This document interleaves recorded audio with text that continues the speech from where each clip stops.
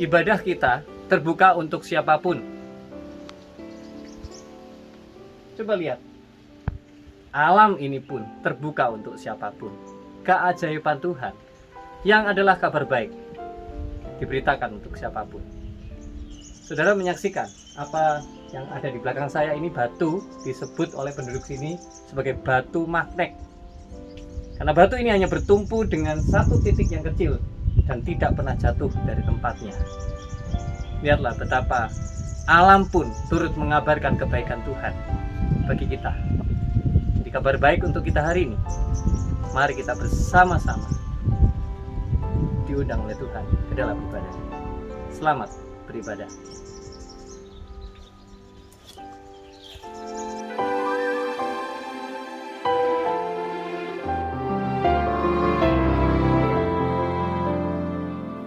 Selamat hari Minggu, jemaat sekalian. Mari kita mulai ibadah hari ini dengan bangkit berdiri.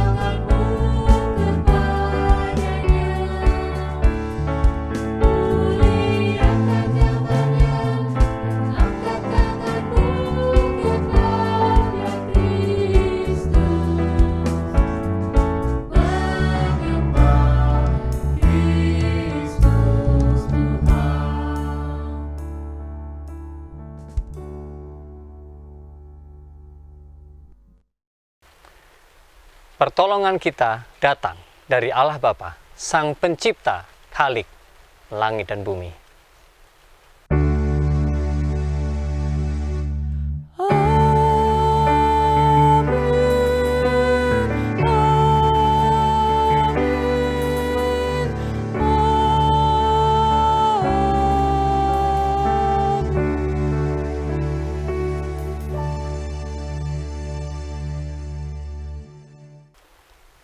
Tuhan beserta saudara sekalian.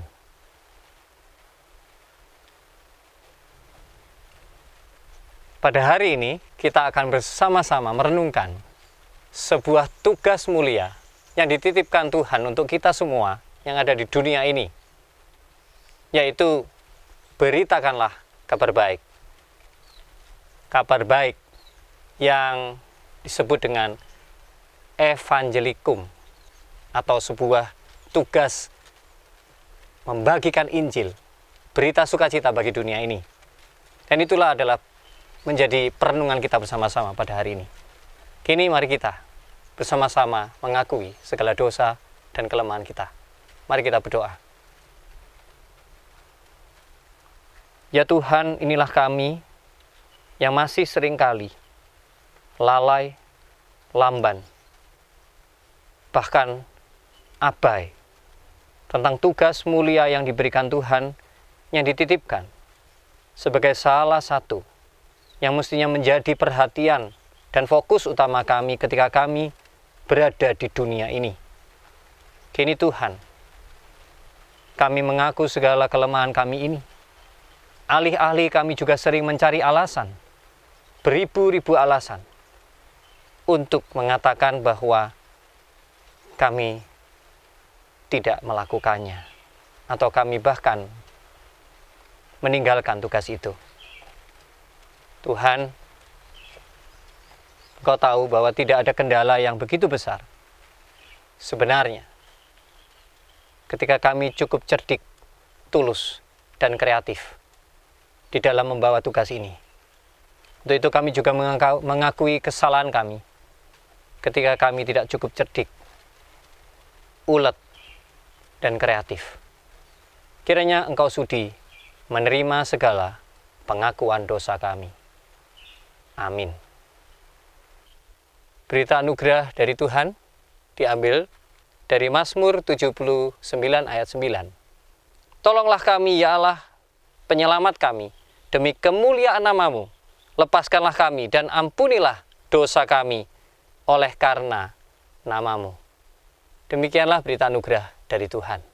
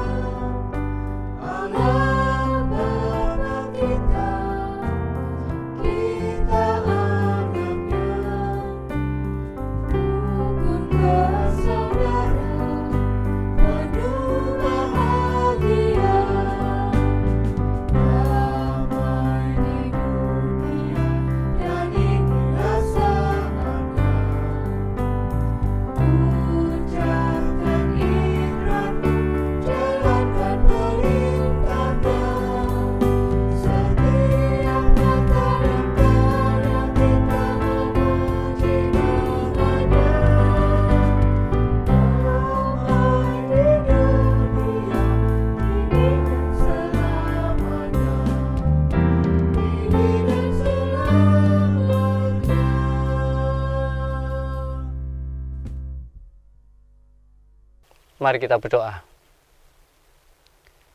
Ya Tuhan, semesta alam, kami datang kepadamu di tahta-Mu yang agung dan besar, yang indah, alam ciptaan-Mu. Kini kami bersujud dan memohon agar suara Tuhan boleh menembus kehidupan kami, mengubah, membaharui, menyegarkan, sehingga kami semakin dikuatkan untuk memberitakan kabar baik. Kami serahkan diri kami ke dalam tangan pimpinan kuasa Roh Kudus. Amin. Mari saudaraku, kita mempersiapkan bacaan kita hari ini dari Markus 1 ayat 29 sampai 39. Sekeluarnya dari rumah ibadat itu, Yesus dengan Yakobus dan Yohanes pergi ke rumah Simon dan Andreas. Ibu mertua Simon terbaring karena sakit demam. Mereka segera memberitahukan keadaannya kepada Yesus. Ia pergi ke tempat perempuan itu dan sambil memegang tangannya, ia membangunkan dia. Lalu lenyaplah demamnya. Kemudian perempuan itu melayani mereka. Menjelang malam, sesudah matahari terbenam, dibawalah kepada Yesus semua orang yang menderita sakit dan yang kerasukan setan. Maka berkerumunlah seluruh penduduk kota itu di depan pintu itu. Ia menyembuhkan banyak orang yang menderita bermacam-macam penyakit dan mengusir banyak setan. Ia tidak memperbolehkan setan-setan itu berbicara, sebab mereka mengenal dia. Pagi-pagi benar, waktu hari masih gelap, ia bangun dan pergi keluar. Ia pergi ke tempat yang sunyi dan berdoa di sana. Tetapi Simon dan kawan-kawannya menyusul dia. Waktu menemukan dia, mereka berkata, "Semua orang mencari engkau." Jawabnya, "Marilah, kita pergi ke tempat lain, ke kota-kota yang berdekatan, supaya di sana juga aku memberitakan Injil, karena untuk itu aku telah datang." Lalu pergilah ia ke seluruh Galilea dan memberitakan Injil dalam rumah-rumah ibadat mereka dan mengusir setan-setan. Yang berbahagia adalah kita semua yang memegang teguh setiap firman Tuhan.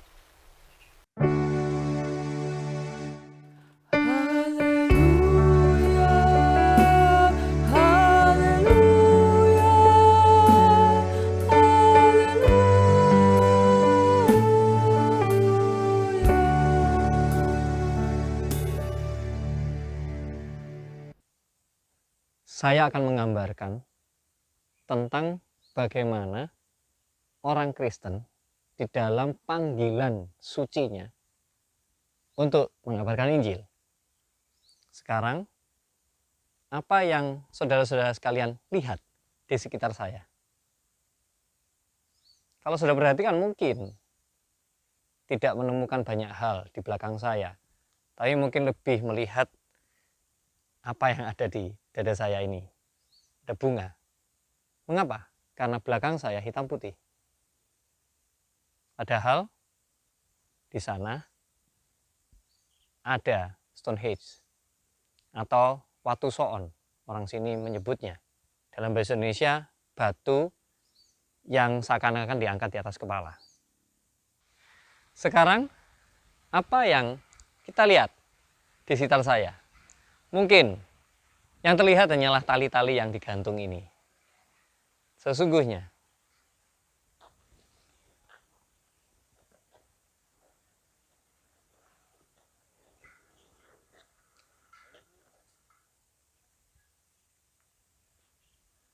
batu itu atau Stonehenge itu ada di belakang saya.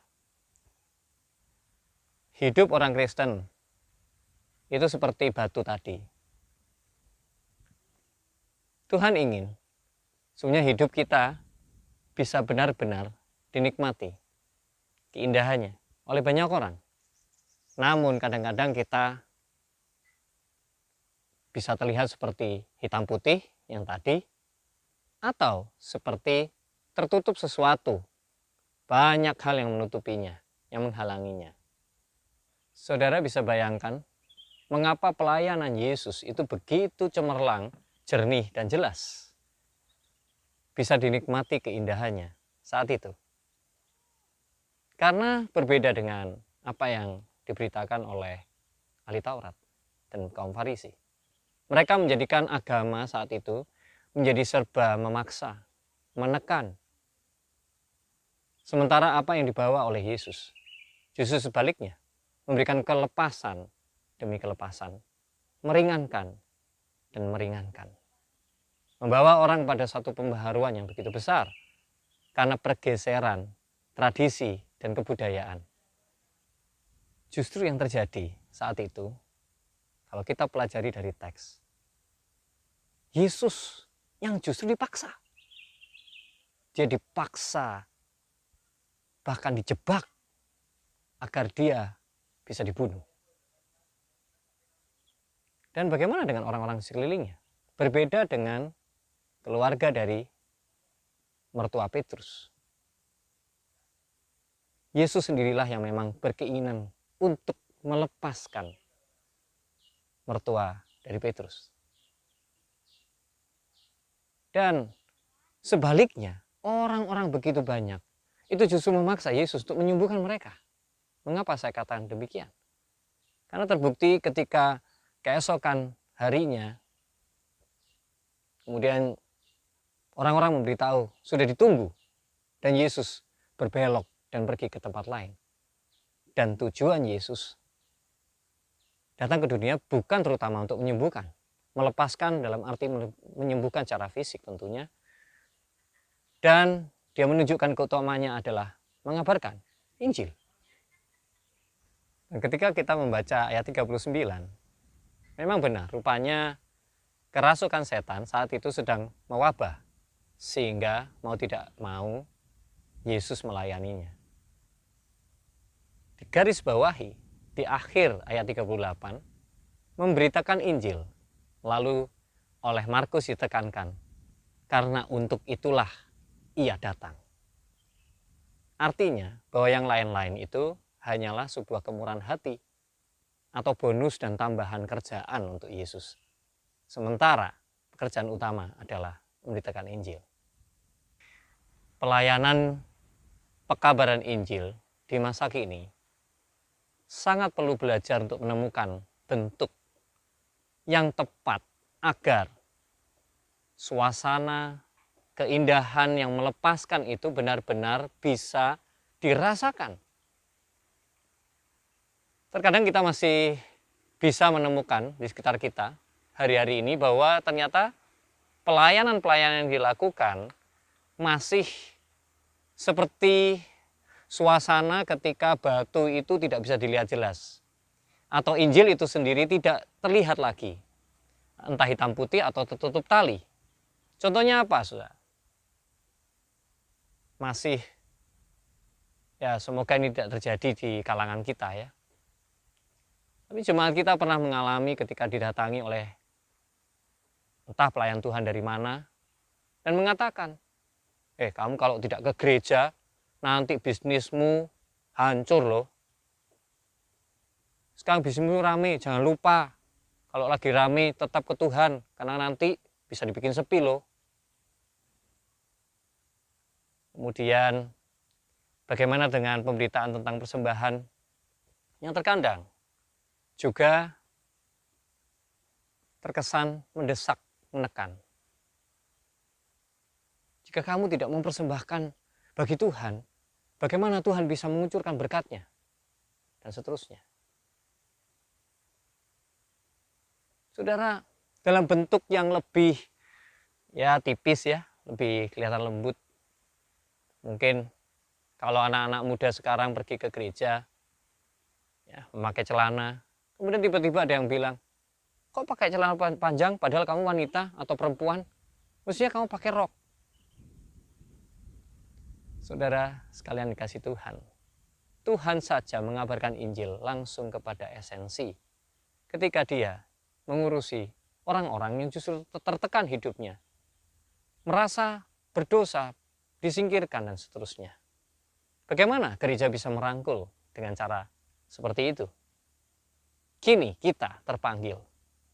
Apalagi angkatan-angkatan masa kini adalah angkatan mereka yang berpikir semakin rasional. Media sosial, informasi sudah begitu terbuka di mana-mana. Sangat mudah didapatkan. Cara berpikir pun sudah sangat lebih realistis. Bagaimana mungkin kita mendekati banyak orang ini dengan cara yang memaksa, menghukum, menilai, seperti itu. Mengekang mereka. Kita perlu suasana yang cair, saudara. Mereka merasa terundang kepada ibadah. Ketika justru kita mempersaksikan betapa luar biasanya pekerjaan Tuhan. Seperti saat ini, di saat begitu banyaknya masalah. Bisakah justru peristiwa-peristiwa sederhana kita ungkapkan bukan dengan lebay atau mengada-ada, tetapi memang berangkat dari sebuah penghayatan iman yang mendalam bahwa itu adalah pekerjaan Tuhan.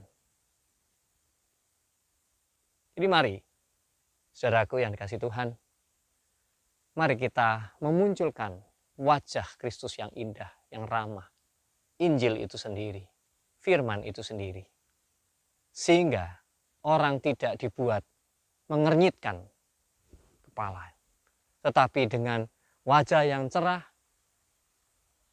dia tidak takut untuk disingkirkan, tidak takut untuk dinilai, tidak takut untuk dibuka semua masalah hidupnya dan kemudian diumumkan kepada dunia sehingga menjadi aib. Tidak, saudara. Tapi mereka merasakan kehangatan bagaimana Injil itu menyambut bagaikan keluarga. Seperti yang dilakukan oleh Yesus. Menyentuh masuk.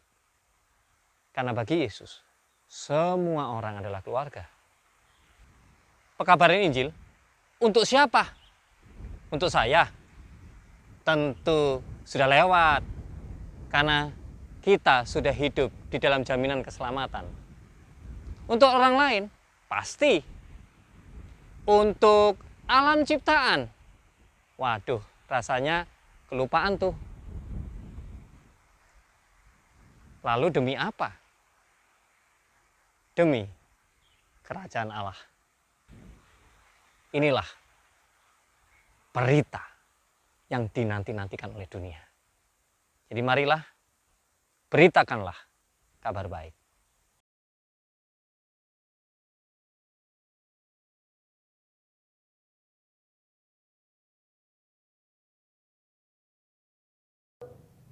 Mari dengan bangkit berdiri kita mengucapkan pengakuan iman rasuli bersama-sama.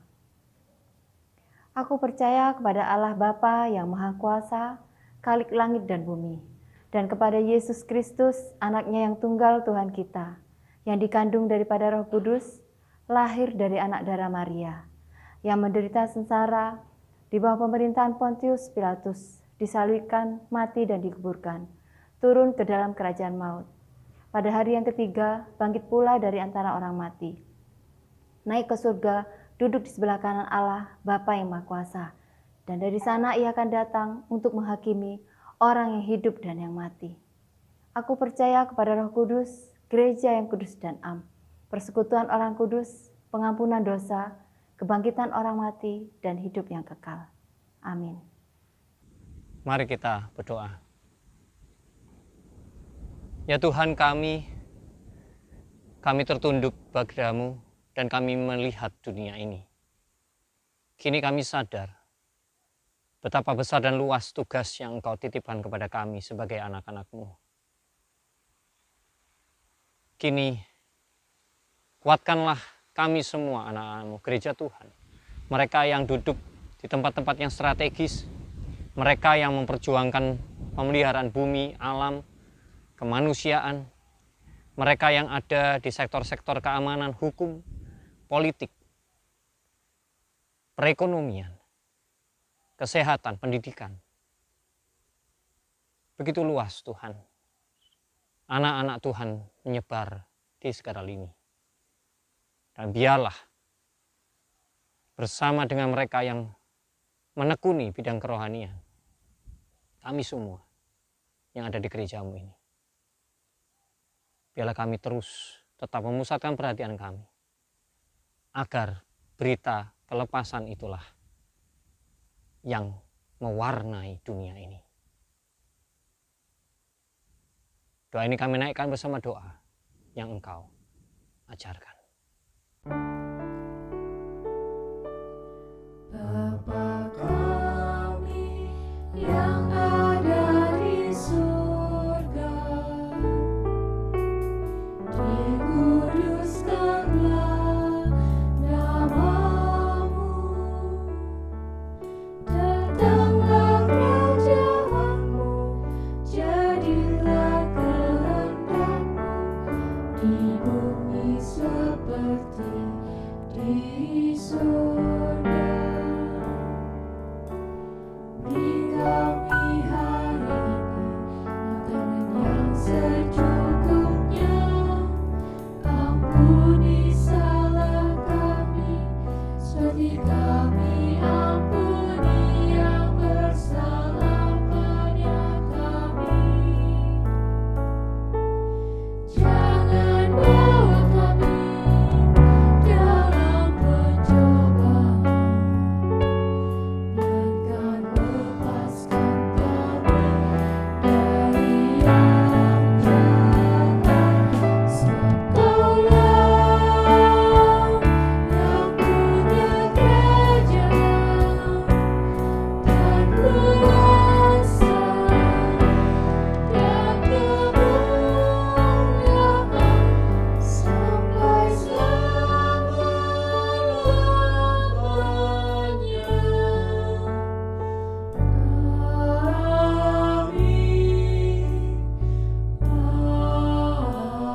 Amin.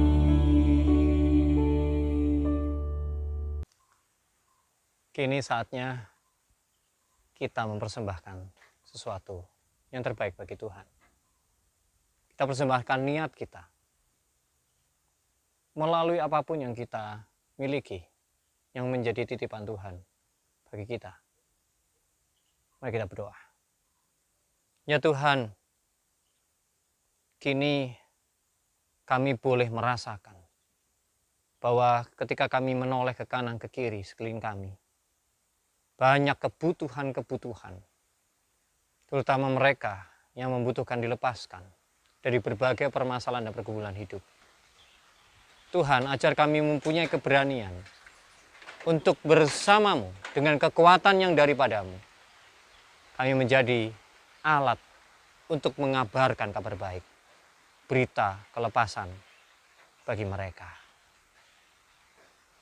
Kami siap dipakai Tuhan. Inilah persembahan kami.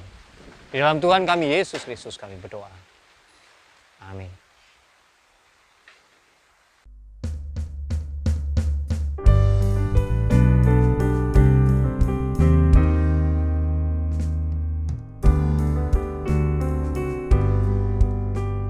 Sungguh indah kabarmu yang percayalah,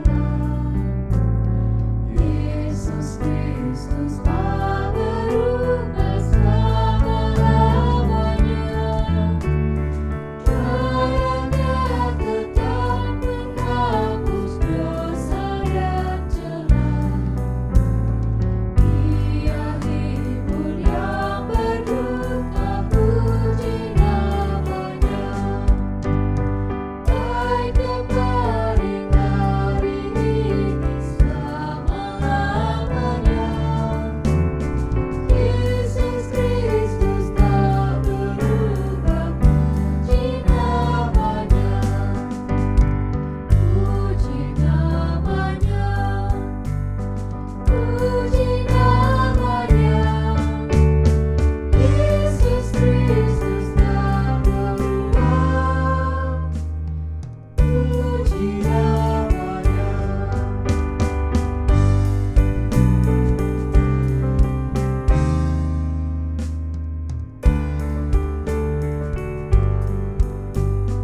Dia cari yang berdosa, cari engkau pun. Datanglah, rendahkan hati, serahkan dirimu. Durkalah Ia sambut orang tercela. Ini kau pun disambut, diampuninya. Baik kemarin hari ini selama-lamanya. Yesus Kristus tak berubah, puji namanya. Puji namanya. Puji namanya. Yesus Kristus tak berubah, puji namanya.